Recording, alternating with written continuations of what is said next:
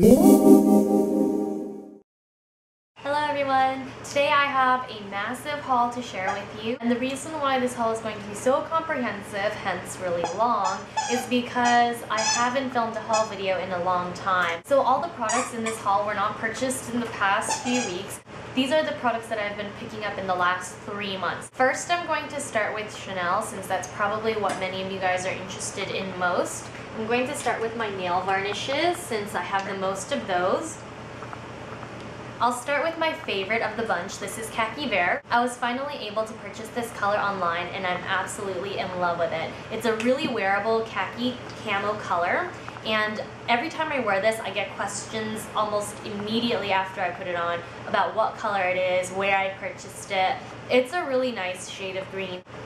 And this gets compared a lot to Essie's So Psyched, but they're not the same at all. I know they might look similar, especially in the bottle, but on the nails, Essie So Psyched is more of a blue, and this is more of a brown. This is Rouge Fatal, a limited edition red, and this particular color has more of a brown undertone with no shimmers whatsoever, so this is a red that I can actually wear to work. Next, I have Strong, which is a Soho limited edition, and this one is only available online or in Chanel boutiques. Honestly, this looks like very dark purple black on my nails, so it's not a color that's a must-have by any means. And that noise in the background was actually my Twitter notification. Next I have Rouge Noir, and this is a reddish brown. I don't believe that this is available in most places except for Nordstrom at the moment, and I haven't actually used this color yet, so I'll tell you what it looks like on my nails. If anything, I'll post a full review on my blog, but in the bottle it looks like a plummy red. My second favorite out of all the nail polishes that I've purchased so far is the Rose Insolent, and this is another limited edition color, but this is the perfect warm pink to wear on my nails at least. It really complements my skin tone, and I love how bright it is. Next I have Coromandel, and this is a shimmery red. This is part of Chanel's permanent collection, and I actually haven't used this one yet either, but it is a very beautiful tomato red. And lastly, one of my subscribers, her name is Stella, and she's like the big sister I never had. She sent me the Le Vernis in Jade Rose, and I have it in the box here. I showed it before, and it's a gorgeous milky pink. I said in my haul that I wanted a backup, so she sent it to me, which was really, really nice of her, and I appreciate her so much. She actually came to my meet and greet at the 7 for All Mankind denim sale in LA, and when I get the time, we're going to meet up and have lunch. So thank you, Stella. And if any of you are interested in purchasing limited edition MAC or Chanel products, she has an eBay store, and she purchases all her products at retail price, so you know that they're all authentic. I don't recommend purchasing products on eBay, but I know for sure that hers are real. If you're interested, you should go and check out her store, and I'm actually going to purchase a few older limited edition shades of Chanel polish that I wasn't able to purchase. Now for Chanel lip products. I have the Charming Blossomer. This is my most recent purchase, and it's a warm baby pink. It really doesn't look like much on my lips. However, layered over a pink Rouge Cocoa, it's perfect. And once again, I cannot stress enough how much I love the Glossomer texture. It's almost a gel formula, and it doesn't make my lips peel. Next, I have a Rouge Cocoa. This is in Magnolia. And it's a really simple, nice pink. This is more sheer than most of my Rouge Cocos, but I love that it's slightly more hydrating. And I included this in my favorites video, but this is the Rouge Cocoa in Chintz. This is a limited edition color as well, and I had a hard time tracking this color down, but I finally found it because I waited a little too long to pick this up. I believe this is from Chanel's summer collection. It came out with the Rose Dente, but I purchased this one because it has more of a coral lean than a pink lean. I really like this color, and it's actually the one that I'm wearing on my lips right now. And I posted a review for this on my blog already, but this is the Rouge Allure Extrait de Gloss in Imaginaire, and it's a lovely pink. It's pretty sheer, and it reminds me of how sticky Bobbi Brown glosses are. However, it's not as sticky as a MAC lip gloss, and it lasts even longer than a lip gloss. Plus, the black glass packaging is so sleek and pretty. My favorite recent lip purchase, however, is this Rouge Allure in Excessive.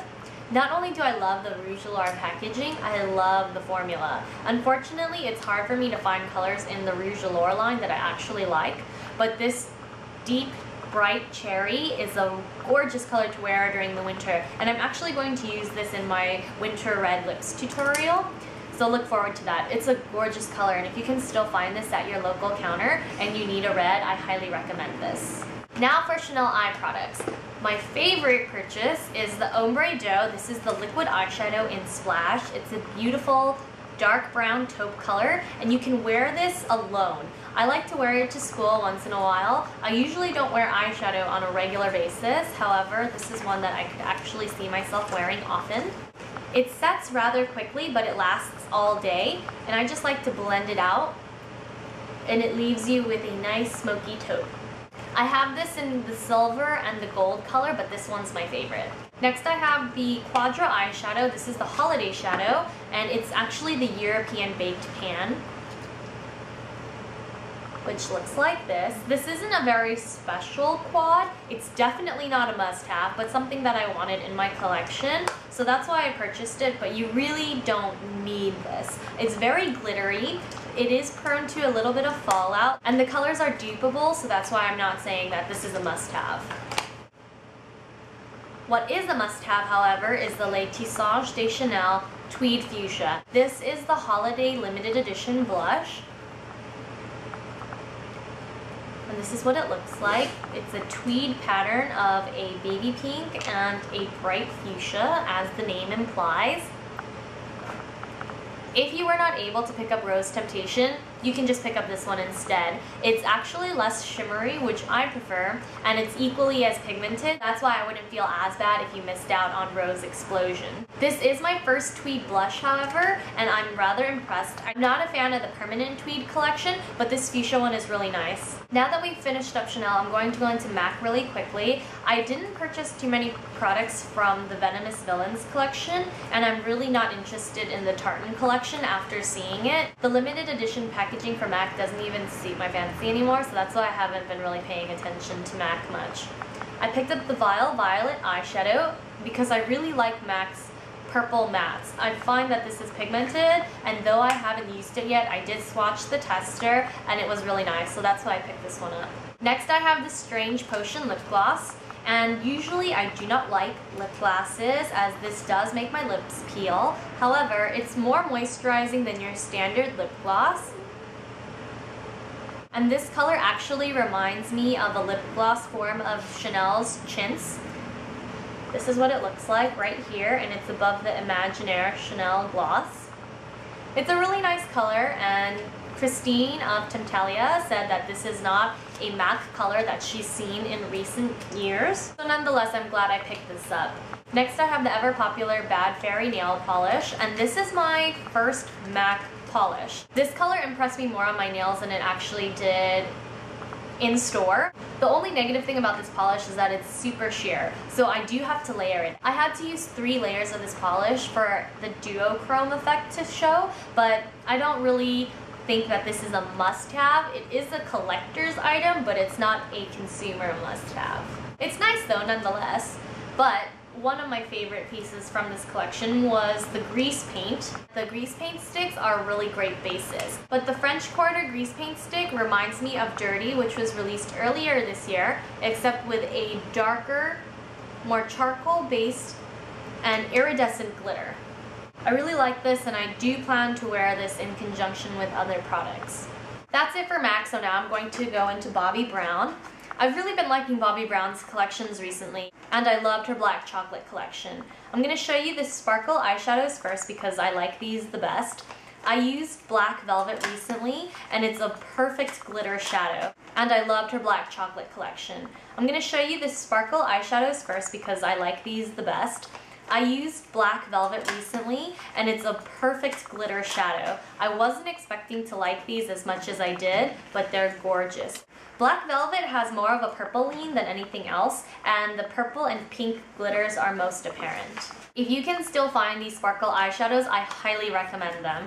This next one is black. I picked up Black Velvet first, so that's why I knew that I was going to like black. Black actually has more of a graphite lean. It's like a smoky blue gray, and I haven't used it on the skin yet, but the glitters in this particular shade lean more silver and pink as opposed to pink and purple. The last single shadow that I picked up was a metallic shadow, and I do believe this is limited edition, but this one is called Blackberry. It reminds me of a MAC shadow, one that I can't remember at the moment, but I will add an annotation before I post this video so that you guys know what it is. This Bobbi Brown version, however, does not have the glitter or the fallout of that particular MAC eyeshadow that I'm thinking of, so this is a nice one to have if you don't want that fallout. This Blackberry eyeshadow, however, does run red, so if you don't like red-based shadows, I don't recommend it. Next, I have Bobbi Brown's Modern Classic Lip and Eye Palette, and this is a really great palette for $75. It has really everything you need to put together a look. I love the packaging. The packaging is quite preppy though, so if that's not your style, you won't like it as much. It opens up into a booklet like this with 4 lip products on one side and 2 brushes. I like how the powder products and the lip cream products are separated so that no eyeshadow powder gets into the lip products. The book opens up and now you can see all the eyeshadow colors available. You can wear any of these during the day, and that's what I love most about this palette. I think Bobbi Brown makes some of the greatest palettes, and this particular holiday collection is one that's worth looking at for gifts, even if they're just gifts to yourself. Now for Lancome. And the reason why I still haven't posted the Lancome fall tutorial yet is because I was waiting for these Ombre Magnetiques. And these are the cream potted eyeshadows that Lancome just released. I purchased all 3 colors so that I could use them in the tutorial. This one is Urban Silver. And it looks like this. It's gorgeous. And I love how they come with these little lids so that you can press the product back down into the pot. Next, this is Cherry Cherie, and this is more of a purple pink with silver glitters. I really like this color, and my favorite of the bunch is Black Macadam, and this is a black with silver glitters, and this is absolutely lovely. Even my best friend who doesn't really care for makeup thought this looked nice. It reminds me a little bit of Stila's Diamond Eyeshadow Palette, except that this is a more grown-up sparkle as opposed to a glitter. Now, I stated in one of my recent videos that I will be filming a cumulative Lancome mascara review, and these are the 3 that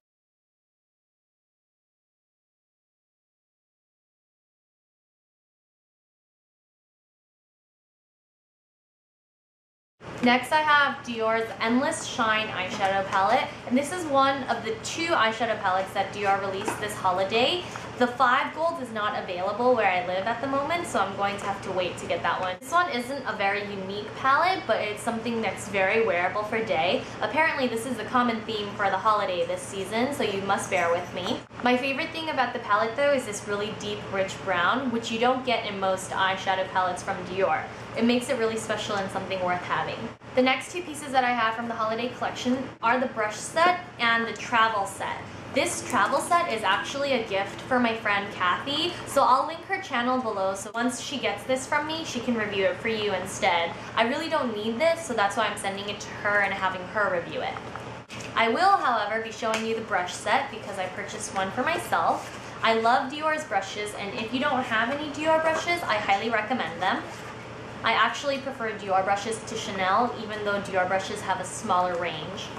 So in this set, you get a mirror on one side and 4 travel brushes on the other. You get a cheek brush, which is a mini cheek brush, foundation brush, eyeshadow brush, and lip brush. And the really nice thing about these Dior brushes, even though they're travel size, they actually come with the same quality as the full-size brushes. And that's really rare. Chanel brushes, MAC brushes, even Lancome brushes, none of them come with the same quality as the full-size brushes. But these Dior brushes are amazing, and it's only $60 for a full-size brush set quality. Lastly, I bought Sunset Beige. I've always wanted this Dior eyeshadow quad, but for some reason I never got around to buying it. I do believe that this quad is one of Dior's must-haves because it's really wearable. Even this gold burnished color here has a pink tone to it. It's almost duochromatic, so it's definitely wearable on blue eyes, brown eyes, any color eye. Now for Guerlain and YSL. I only have 1 piece from each brand, but this is from YSL's last collection, and this is the gold water-resistant cream shadow. I purchased the blue one when it was released, but this gold color is my absolute favorite. It's the most glittery, easy-to-wear gold shadow that I own. And as much as I like the Ombre Fluide eyeshadow from Chanel, which is gold, this one has more glitter particles, so it's a better nighttime product as opposed to the Chanel. This is a permanent color, unlike the blue color released with the same collection, however, so you can take your time and purchase this one later. This Guerlain eyeshadow palette that I picked up recently, however, is unfortunately a limited edition piece and it's bound to sell out, so I do recommend that you get this one if you can, as soon as possible. First of all, I love the gold packaging. It's a really beautiful case, and even the black press to open the case is so sleek. It comes with 4 eyeshadow colors, a warm gold, a light purple, a dark purple, and a black. And these eyeshadows are so much higher quality than the Accumulation 6-color eyeshadow palette that I purchased recently and posted a tutorial for. If you haven't seen that tutorial, I'll link it right here and post it in the description box if you're interested. But this eyeshadow palette is so much better in quality, so I'm happy to say that my faith in Guerlain has been restored.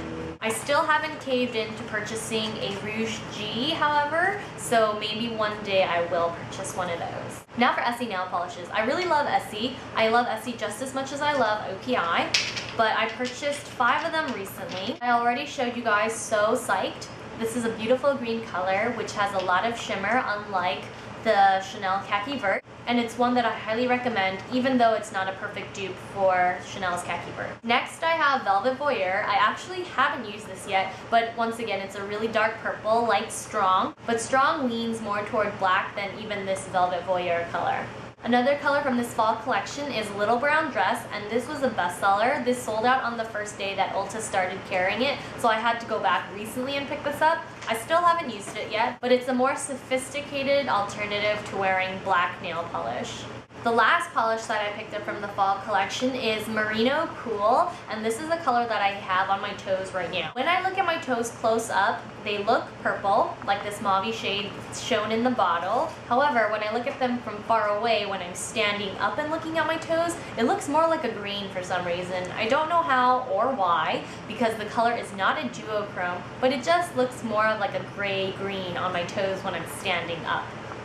I don't think I like that. And finally, this is a color that I have from Essie's wedding collection. I just picked this up because Ulta was having a buy 2 get 1 free for Essie nail polishes.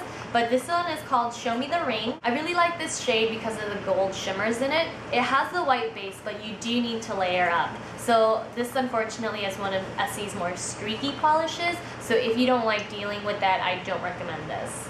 Lastly, I do have a few gifts that one of my subscribers, Kimmy, sent me. Kimmy is from Canada and she sent me these Model 21 lashes, which I do believe are from eBay, and she sent me so many. And I really appreciate this because I love lashes and I have a new favorite.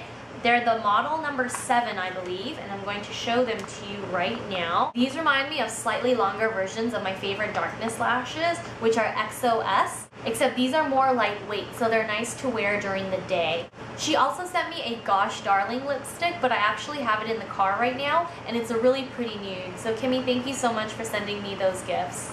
And even though this isn't a makeup product, I wanted to show you my GHD, which is the limited edition version for the Breast Cancer Awareness Month. This is a beautiful cause to support, so even though a GHD is really expensive, GHD will be making a donation to the Breast Cancer Awareness Fund, so it's something that's a nice cause to donate to.